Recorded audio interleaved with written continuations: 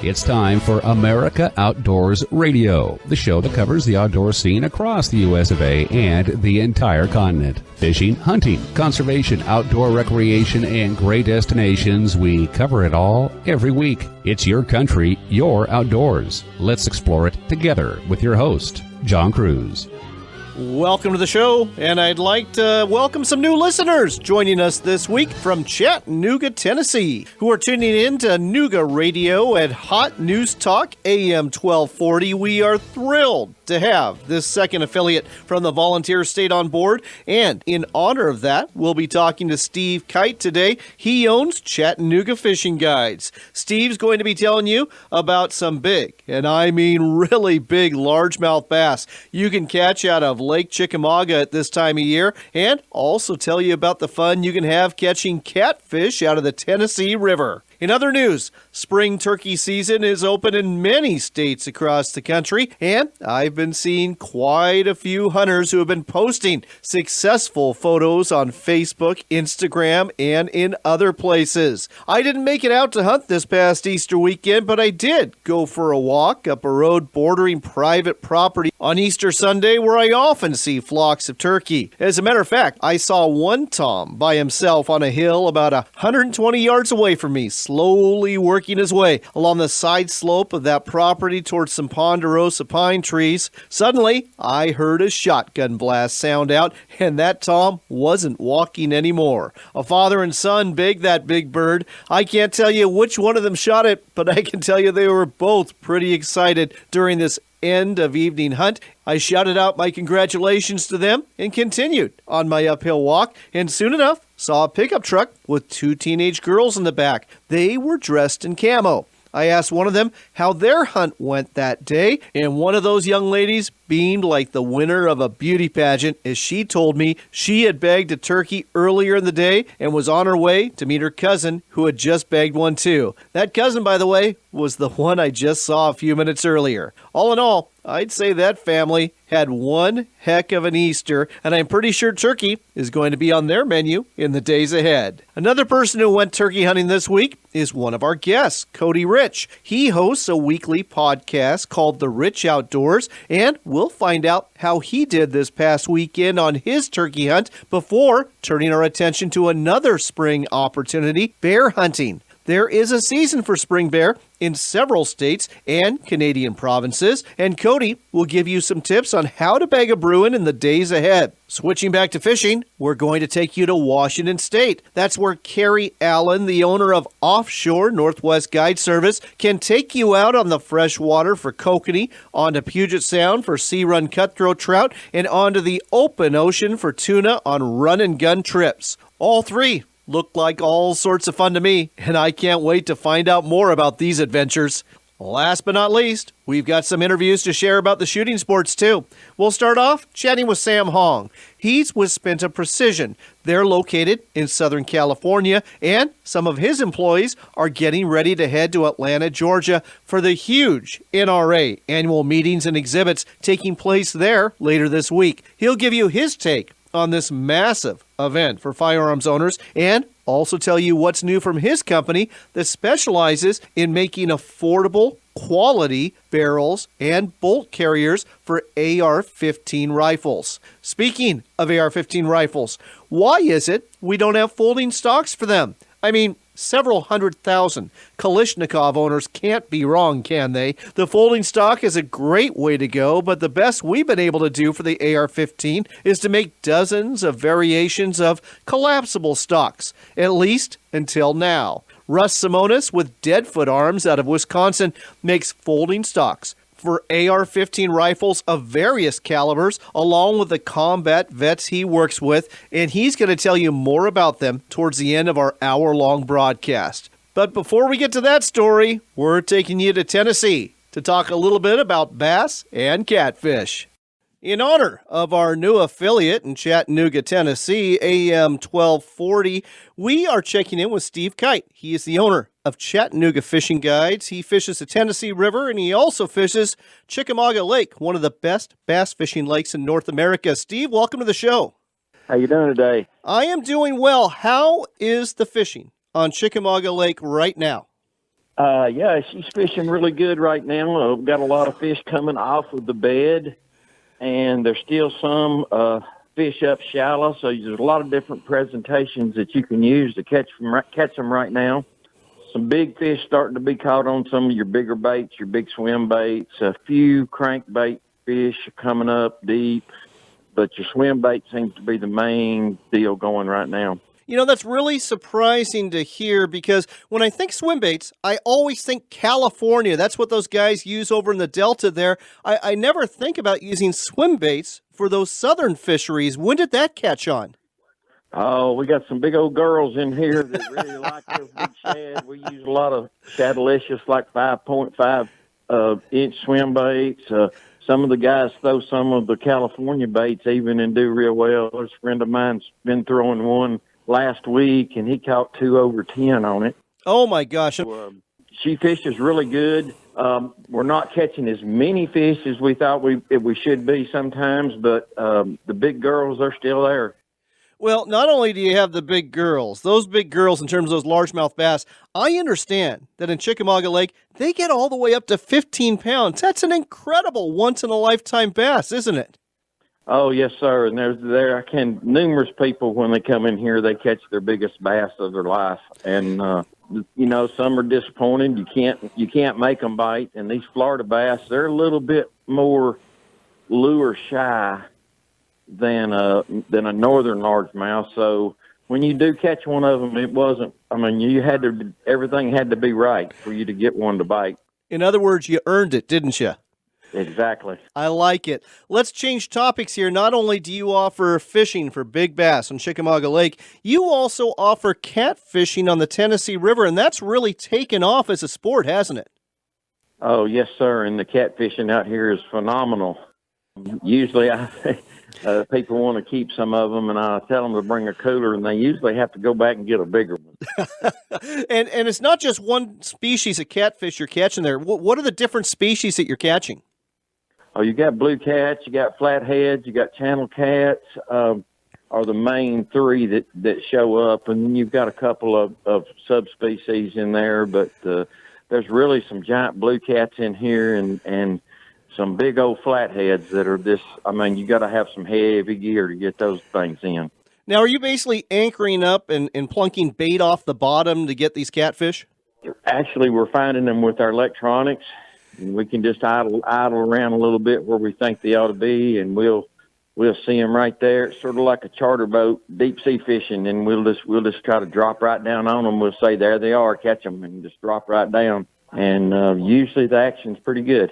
Oh, that sounds like a ton of fun. So, folks, if you want to go fishing on Chickamauga Lake for big largemouth bass or on the Tennessee River for all sorts of catfish, the folks to go with are Chattanooga fishing guide. Steve Kite is the owner. He's got a co-guide that fishes with them, too. What's his name? Yeah, Chris Coleman. We spend a lot of time. We're fully licensed with the state and the federal government, and we spend a lot of time doing that, and we are really enjoying getting out there, and we're offering some great fishing to some people. Well, I'll tell you what, Steve, sounds like a great excuse to visit Chattanooga and go fishing to me. The website, folks, is ChattanoogaFishingGuides.com. That's ChattanoogaFishingGuides.com. Steve and his co-guide have been doing this a long time. They'll show you a great time out there, whether you want to go after bass or whether you want to go after catfish. The website, one more time, ChattanoogaFishingGuides.com. Steve, thanks for sharing this with us on America Outdoors Radio. Certainly, I enjoyed it, and I will be listening.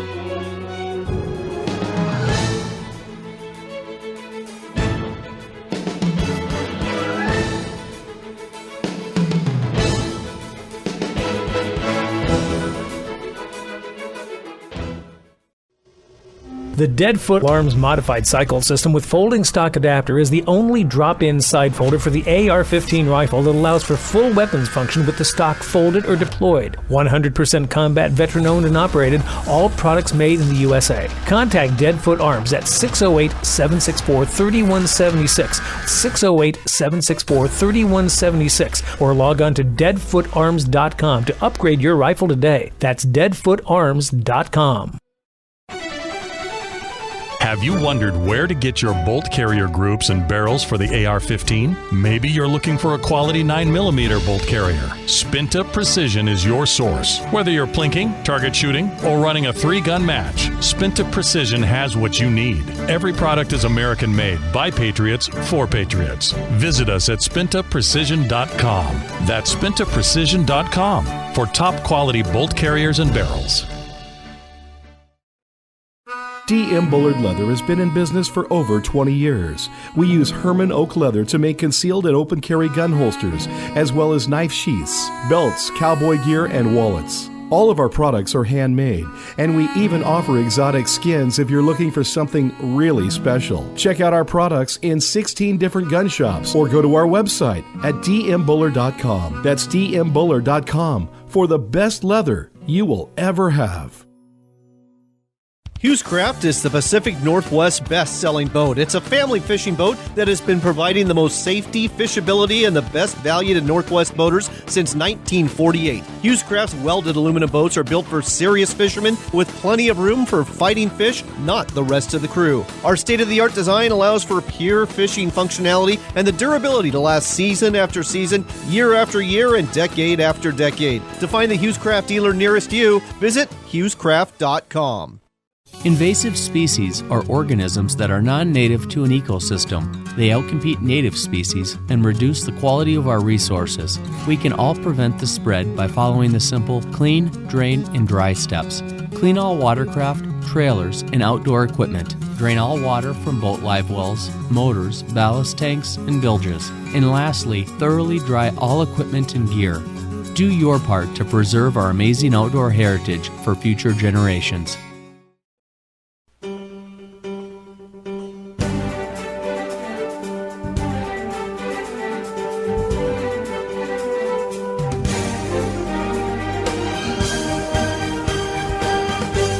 Welcome back to America Outdoors Radio. I'm John Cruz. Our next guest is coming at us from Dallas, Oregon, and his name is Cody Rich. He actually hosts a podcast that deals with hunting. You can find it at therichoutdoors.net. Cody, welcome to the show.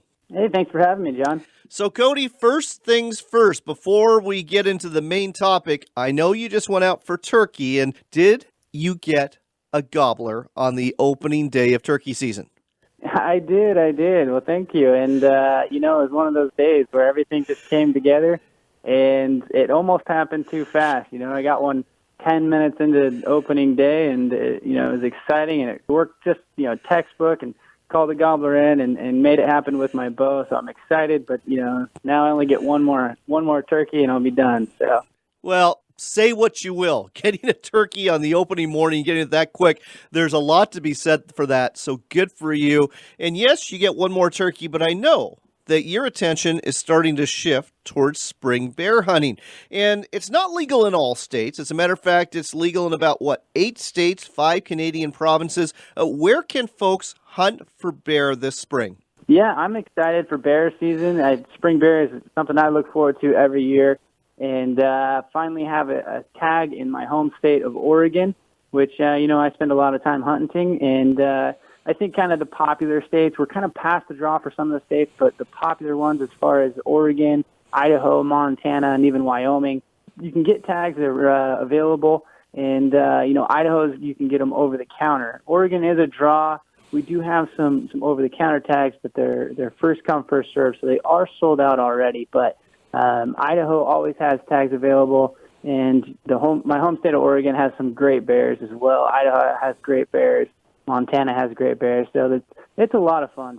And there's a few other states where spring bear hunting is allowed, which includes Alaska, where we have several listeners tuning in, also Arizona, Utah, and on tribal lands in Maine as well. If you are going to go north of the border, British Columbia, Alberta, Saskatchewan, Manitoba, Quebec, Newfoundland, Nova Scotia, and New Brunswick all have spring bear season. So let's talk a little bit about hunting spring bear. I know it's different than fall bear. We'll get to that in a minute. But first things first, when you go out for a spring bear hunt, what's your favorite rifle? What's your favorite ammo that you like to use for these Bruins?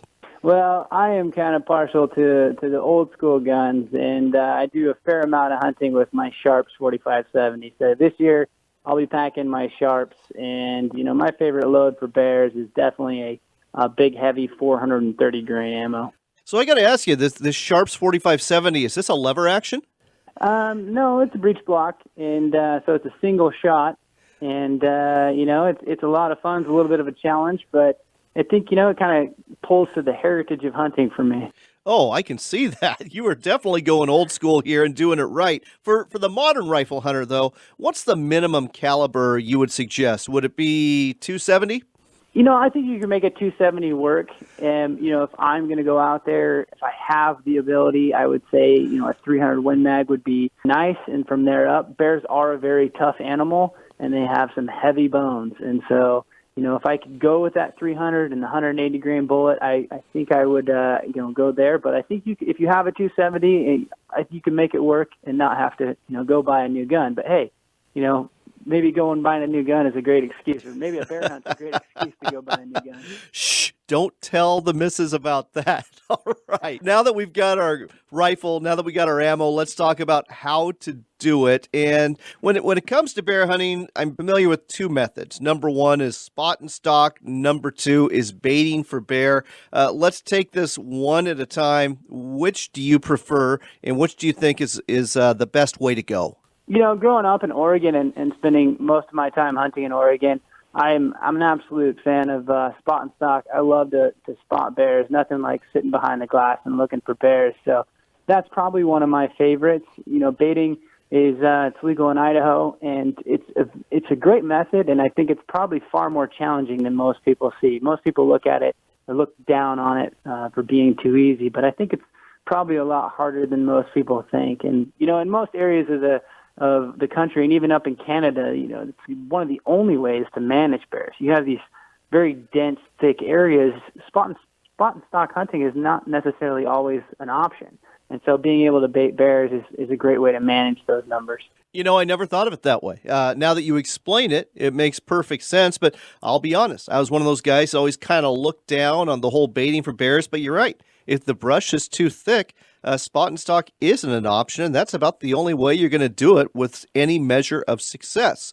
So let's now talk about tips for success when it comes to spring hunting versus fall bear hunting, because I'm guessing there's some differences, isn't there? Yeah, and it's all about finding the right food sources. And, whether it's fall or spring, you just have to know what your food sources are. So in the springtime, a lot of these wild onions or the balsam root plants, but that's the type of vegetation that you're looking for, those greens. And when the bears come out in the spring, they're really trying to fatten up, and they're looking for a lot of those balsam roots, wild onions, and things like that. And so that's why you'll find a lot of these bears in the springtime foraging on these south-facing slopes as that new vegetation pops up in the springtime. Now, I have heard some people say if you can find a place where there's a lot of rotted wood, that's going to attract bears that are basically going to turn over that rotted wood looking for bugs to eat, and that can be effective in the spring. True or false? It can be true. Southwest Oregon, that's, a lot of the bears will feed on grubs and things like that. And so down in Southwest in the fall time, depending on what the vegetation looks like, they can be found in those old clear cuts, tearing apart logs and looking for grubs and beetles and things like that. Yes. And when it comes to scouting for bear, obviously if it's a spot and stock, you're going to be glassing those slopes, especially those south-facing slopes that get a lot of the sunshine and where the vegetation grows first. What other tips might you have, either A, for scouting, or B, for the hunt itself to have some success this spring? Like you said, it's all about that vegetation. I think the number one thing is covering ground. And so if you can kind of just cover ground and look for those open faces on the south-facing slopes, so you're just looking at those south-facing slopes, looking for that green vegetation. And once you start to see what that vegetation looks like from afar, you can really start to tell which side hills have the best vegetation. And from there, it's just a matter of kind of putting the hours in behind the glass and waiting. Bears will kind of come and feed for a few hours off and on throughout the day. Most people are seeing the majority of the bears in the evening before dark, but you can see bears throughout the entire day. So I say spend a lot of time behind a glass and don't be afraid to hunt all day. All right, that's some great advice, folks, from Cody Rich, hailing from Dallas, Oregon, and the host of a podcast that you'll find at therichoutdoors.net. We got about 30 seconds. Tell our listeners a little bit about what they're going to hear on your podcast on a regular basis. You know, The Rich Outdoors is all about breaking down the tips and tactics from some of hunting's greats, and, you know, that's what we do. So we focus mainly on hunting and hearing the stories behind some of the greatest hunters out there. And how often do you publish your podcast there, Cody? We have a podcast out every Thursday morning. We try to get an extra episode every once in a while on Tuesday morning, but every Thursday morning you can look for a new podcast. Well, there you go, folks. Another reason to listen to The Great Outdoors. You'll find it at therichoutdoors.net. If you're into hunting, this is going to be a great podcast. I've listened to it. I'm enjoying it, and I think you will too. The website, one more time, is therichoutdoors.net. It's a podcast that you'll find there hosted by Cody Rich. Cody, thanks for this great bear advice. We really appreciate it. Thank you, John.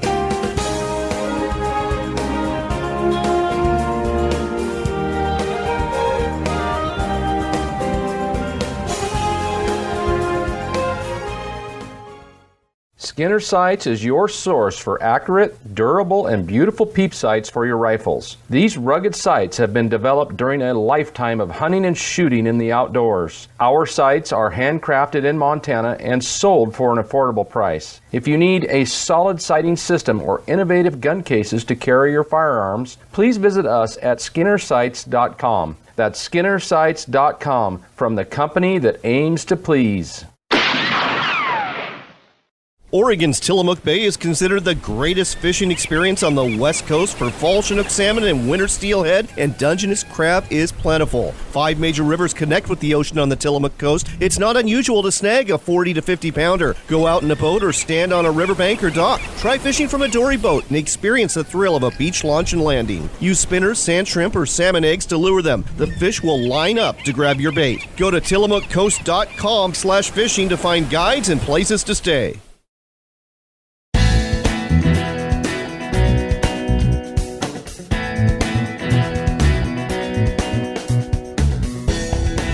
You're back with America Outdoors Radio. I'm John Cruz, and this portion of the show is brought to you by Northwest Sportsman Magazine. It's the monthly magazine that editor Andy Walgamot puts out every month, covering the fishing scene, the hunting scene, and more throughout the great Northwest. Look for it at a newsstand near you. Speaking of the Northwest, we are talking with Captain Kerry Allen. He is the owner of Offshore Northwest, offering you fishing charters for all sorts of different species in Washington State. Kerry, welcome to the show. Thank you. I'm glad to be here. So, Kerry, let's go ahead and talk about 3 different species that you're taking clients out for this spring and summer. And the first one we're going to start off with is, well, it's not offshore. It's very inshore. It's for kokanee, landlocked salmon, some of the tastiest fish you're going to ever catch out of the freshwater. Where are you taking clients for those? Well, we're fishing American Lake. We're going to try to do some of the other local lakes in the area. Kokanee has become a really popular fishery around here, and we're really excited to be a part of it. So, Kerry, American Lake's located in Pierce County, not too far from Tacoma for our listeners who aren't that familiar with our area. And most people who fish American Lake are fishing for trout there. It's very well stocked for trout. I haven't heard too much about the kokanee fishery. How big do the kokanee get there, and what's the limit?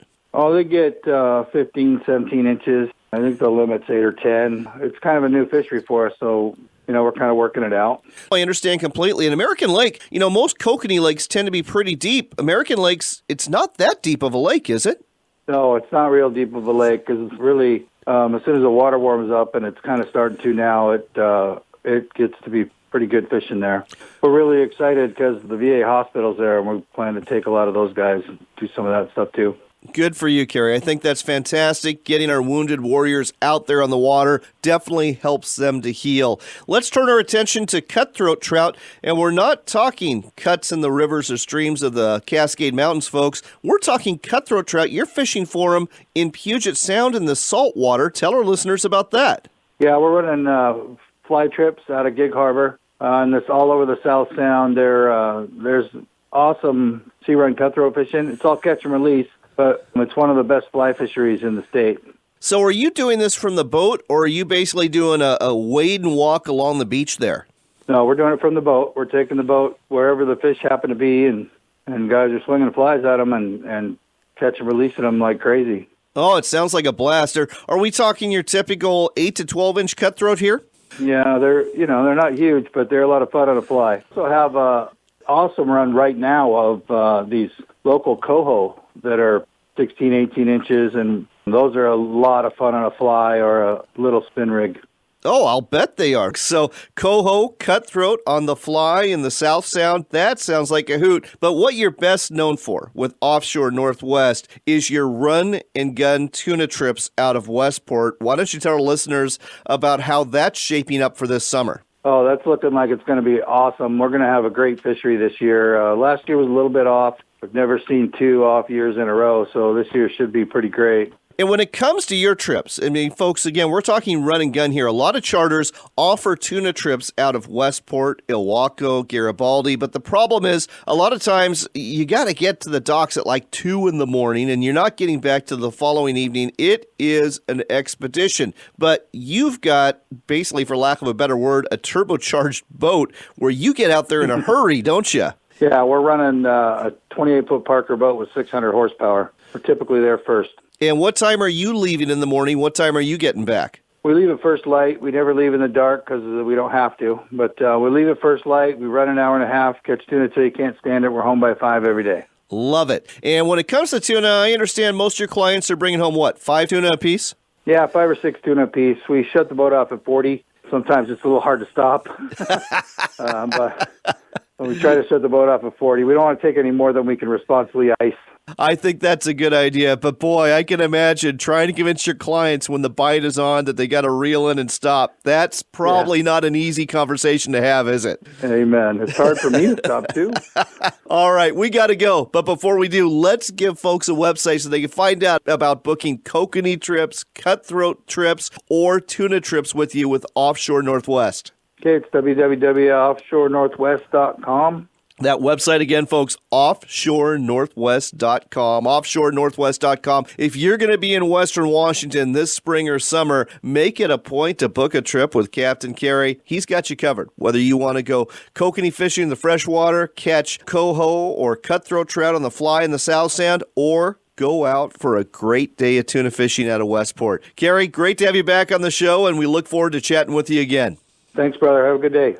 Next on America Outdoors Radio, we're heading to sunny Southern California. That's where we're going to be talking to Sam Hong, a.k.a. Sam Spinta. Why do they call him that? Because he is the owner of Spinta Precision. Sam, welcome to the show. Thanks for having us, John. So, Sam, couple of things here. Number one, I know you're sending a couple of your representatives from your company that makes rifle barrels and bolt carrier groups and more for AR-15 rifles. You're sending them to the big NRA annual meetings and exhibits taking place later this week in Atlanta. I understand that's just a huge show, isn't it? Yeah, it's absolutely a great show, a big show. I think it's growing every year, and I think if you haven't been there, you should definitely go. Well, it's definitely on my bucket list. In fact, I understand from an interview we did a couple of weeks ago that they are expecting 800 exhibitors, 80,000 people. Folks, if you're into firearm, if you're into your Second Amendment rights, this is put on by the National Rifle Association, and it is definitely the meeting and show and place to be in the week ahead. But in the meantime, let's take a little bit of time and talk about what you're making in Southern California. Tell our listeners a little bit about the Spinta Precision story. Well, originally we started manufacturing car wheels. We used to machine the centers of forged wheels. And then when the price gouging started, when there was a shortage of parts, people were panic buying. What we did was we started manufacturing parts for the AR-15 platform, so we can sell it at a price that will be affordable to the common man. The price gouging happening, people were selling strip lowers, forged lowers for $300-400, BCGs for $200, $300, and we just thought it was ridiculous. And we know some companies do that, but we'd like to be a company that never ever does that and offer a quality part without any of the price gouging. No matter where the industry goes, we want to offer a quality part at an affordable price, and that's kind of how we started. So BCGs, folks, that's bolt carrier groups, and that is an integral part of any AR-15 rifle. And let's talk about that. So you're offering at an affordable price, but you're offering a quality product. How are you managing to do both? Well, we realized when we started manufacturing in the market, there's a huge gap in profit. It's how the military got their guns really cheap. And we realized that although there's a good amount of profit to be made in the industry, we would like to offer the common man affordable price, just because we'd like to get an AR-15 in everyone's household, no matter what stage in life you are, whether you make a lot of money, a little bit of money, we think it should be affordable. Well, Sam, you are speaking to me. I'll tell you what, I like what I'm hearing. Let's tell folks a little bit about your rifle barrels, because it's not just 5.56 millimeter that you are manufacturing. You've got all sorts of different caliber rifle barrels for AR-15s, don't you? Yes. Originally, we started off with our 6.5 Grendel barrel. We realized when we looked at the market, the 6.5 Grendel was extremely expensive. You're talking about $400 for a barrel. When we came out with our barrel, we retailed it for $169.99, which we had a sale on. And during testing, we're hitting half MOA, 3/4 MOA. It was an exceptional barrel, and we still manufactured that this day. And it's just a phenomenal barrel. And that's kind of how we got known in the industry. Folks, we are already running out of time, but trust me on this. They've got barrels in just about any caliber you can imagine for your AR-15. So whether you need bolt carrier groups, whether you need barrels, whether you need other parts and accessories for your AR-15 rifle, and you want them at an affordable price. Again, quality parts, affordable price. You don't often hear those two things in the same sentence, but you'll get them through Spinta Precision. The place to go is their website. It's Spinta, SPINTA Precision.com. That's SpintaPrecision.com. Located in Southern California, they can help get you the AR-15 of your dreams. Sam, thanks for telling us all about this on America Outdoors Radio. Thank you for having us, John. It's always a pleasure.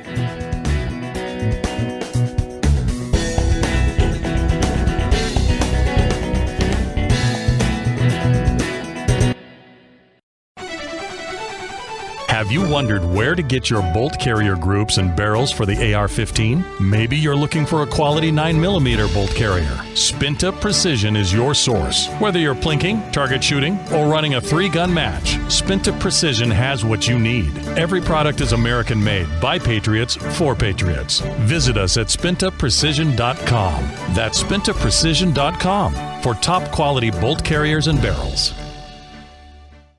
Offshore Northwest is Washington's most exciting albacore tuna fishing charter, offering one-day run-and-gun live bait tuna fishing trips from Westport, Washington. You'll leave at first light, run an hour and a half out to the tuna grounds, and catch these fish till your arms fall off. They'll have you back to port by 5 p.m. on their 30-foot Parker boat. The tuna are coming, and this summer is looking strong, so book now by calling Captain Carey at 253-380-9973. That's 253-380-9973.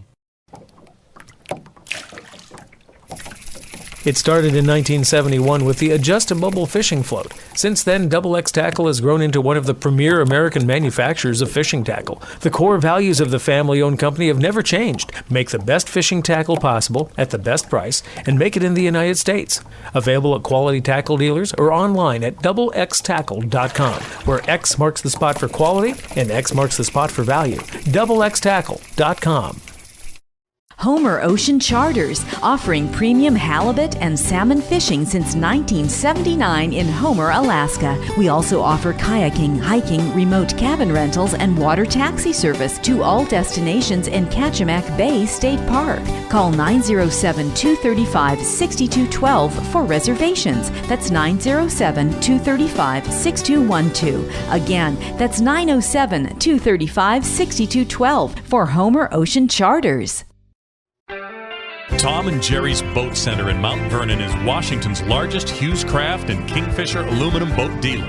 As a leader in sales, service, and fun on the water, Tom and Jerry's only purpose is to make sure you end up with the right boat for your family's needs at a price that will make you smile. Whether it's a new Hughes Craft or Kingfisher or a new Yamaha or Honda outboard, Tom and Jerry's can take care of all your needs. Check us out at tomandjerrys.net, and we'll see you on the water. The Deadfoot Arms Modified Cycle System with folding stock adapter is the only drop-in side folder for the AR-15 rifle that allows for full weapons function with the stock folded or deployed. 100% combat veteran-owned and operated, all products made in the USA. Contact Deadfoot Arms at 608-764-3176, 608-764-3176, or log on to deadfootarms.com to upgrade your rifle today. That's deadfootarms.com.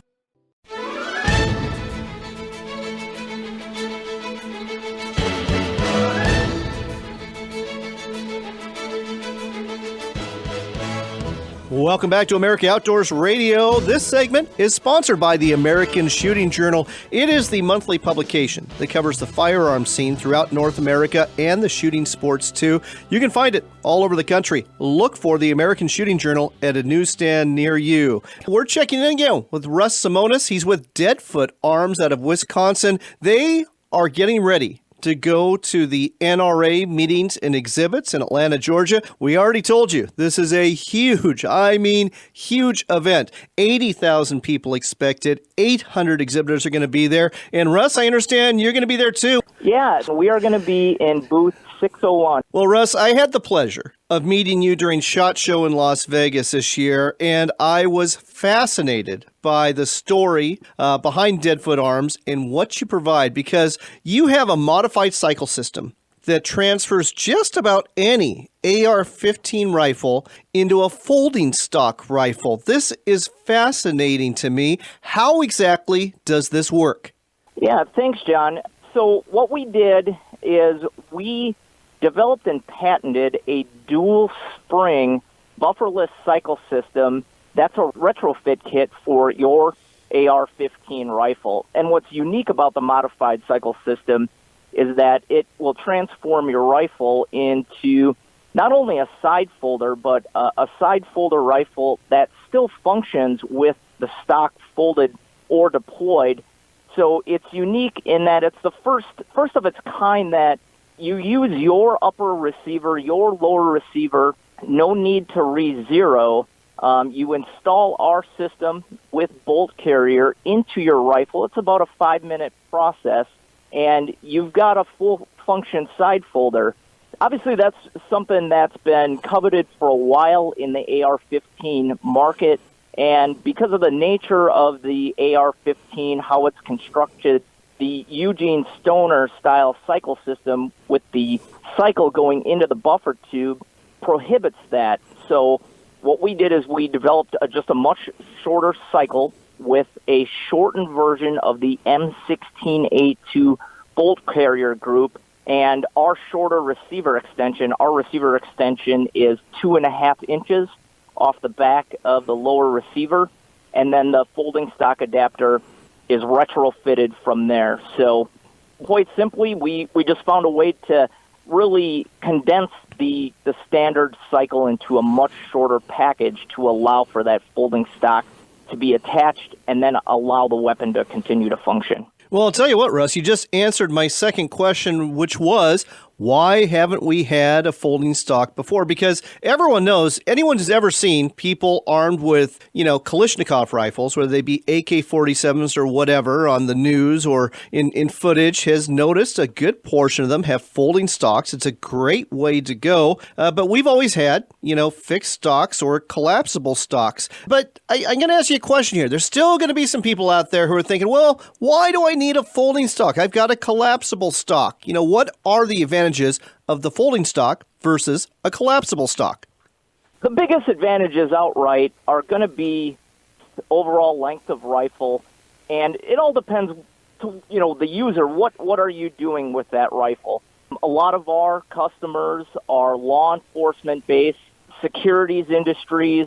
We do some smaller deals right now with Department of Defense, and if you're operating in vehicular operations or urban terrain or inside of buildings, the length of the rifle and the shorter you can make that rifle with it still functioning will give you a tactical advantage over your adversaries in that scenario. It's just easier to maneuver with a shorter rifle overall, especially when you're operating in close quarters. Our system is great for vehicular operations. One thing that we found was the standard M4s that we were carrying overseas, just too long for the Humvee operations we were executing over there. And so, we went to the drawing board to find a way to make something that, obviously was shorter, but still could function, just so it was easier to, operate and do our business within the vehicle. But the biggest advantage is really compactness. And anybody who's out there looking to build like a short-barreled rifle, or someone who's running a shorter version of a collapsible stock, they know for those same exact reasons, the shorter I can make this, the easier it is to transport, the easier it is to carry, and overall, just the easier it is to use because the rifle's not so long. You're absolutely right. And one other thing, too, depending on the collapsible stock you have, sometimes, folks, it will collapse at the worst possible time that you want it to collapse. And other times, it won't extend. And when you really need it to extend, it's just another muscle memory issue you don't have to worry about in a tense situation. When your adrenaline's pumping, with a folding stock, it's so much easier. Just flip it back, you're ready to go. And that's really a big part of it, too, isn't it?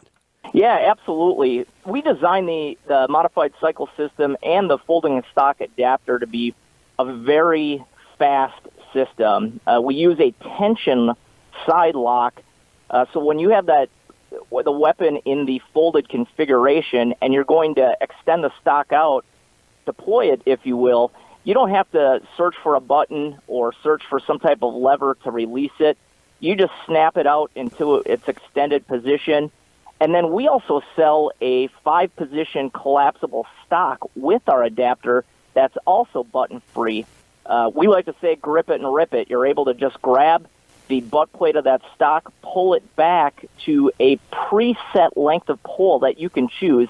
It's a 5-position collapsible stock, as I mentioned, and you can go from the folded configuration to your preferred length of pull with that weapon shouldered in less than half a second. It's a very fast transition, smooth transition, and gets you to where you need to be so you can put targets more accurately downrange. However, if you are carrying it, again, with the stock folded, you can still fire it from that folded position, especially if you're faced with a quick reactive fire situation. All right, we are starting to run short on time, but one thing we talked about last time when we talked about with Russ, I'm just going to touch on here again before we go, is that Russ and his co-workers, his buddies, they came up with this during a deployment with the Wisconsin National Guard to Iraq, serving our country, and the bulk of the people that work at Deadfoot Arms, they're combat veterans, aren't they, Russ? Yeah, we are actually 100% combat veteran-owned and operated.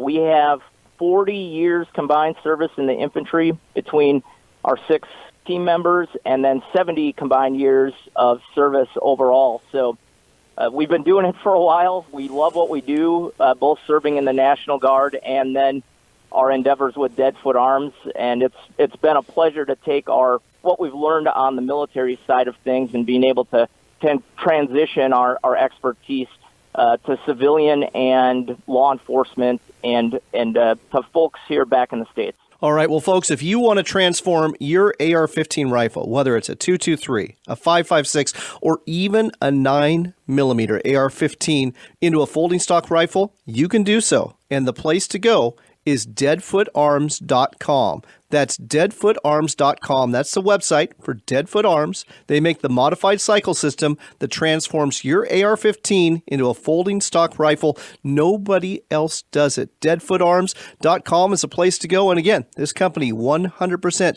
U.S. of A. combat veterans. Russ, thanks for your service and way to go in terms of your American ingenuity in coming up with this clever invention. Thank you so much, John. We appreciate the opportunity.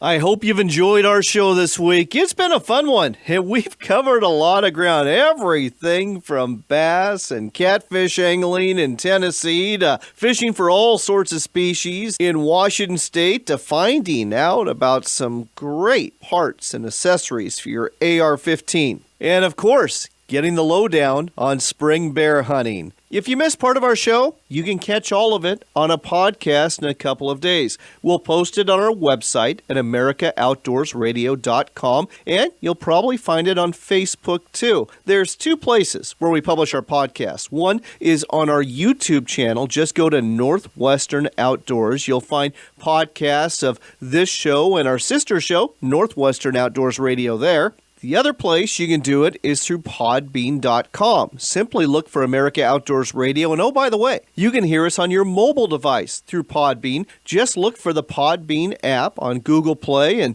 download it to your Android device. Follow America Outdoors Radio, and you can hear this show on the go. One other place to hear us online is at RenoViolaOutdoors.com. That's the home of WRVO Radio, an internet station dedicated to outdoors programming. That's all for this week. I do hope the good Lord blesses you greatly in the week ahead, and I hope you get outside. As you just heard, there's a lot going on out there. Until next week, remember, it's your country and your outdoors.